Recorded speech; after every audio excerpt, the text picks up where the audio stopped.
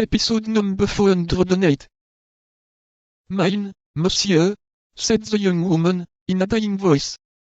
But, who poured the wine for you that was in this glass? She. But, who is she? Oh, I remember, said Mimi. Bonacieux, the Comtesse de Winter. The four friends that had one and the same cry, but that of Athos dominated all the rest. At that moment the countenance of Mimi. Bonacieux became livid, a fearful agony pervaded the frame, and she sank panting into the arms of Porthos and Aramis. D'Artagnan seized the hands of Athos with an anguish difficult to be described. And what do you believe? His voice was stifled by sobs. I believe everything, said Athos, biting his lips till the blood sprang to avoid sighing.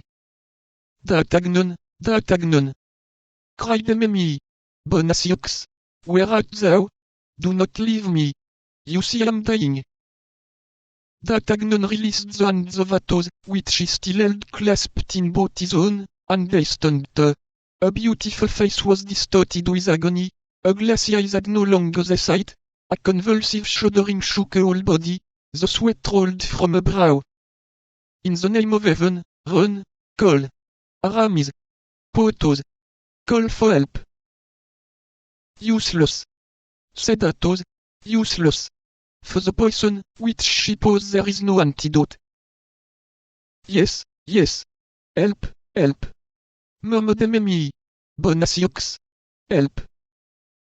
Then, collecting all her strength, she took the head of the young man between her hands, looked at him for an instant as if her whole soul passed into that look, and with a sobbing cry pressed her lips to his. Constance, Constance, cried D'Artagnan. As I escaped from the mouth of Mimi. Bonacieux, and dwelt for an instant on the lips of D'Artagnan. That sigh was the soul, so chaste, and so loving, which resounded to heaven. D'Artagnan pressed nothing but a corpse in his arms. The young man uttered a cry, and fell by the side of his mistress as pale and as icy as herself. Porthos wept. Aramis pointed toward heaven. Athos made the sign of the cross.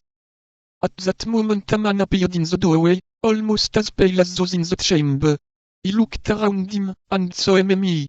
Bonacieux dead, and D'Artagnan in a swoon.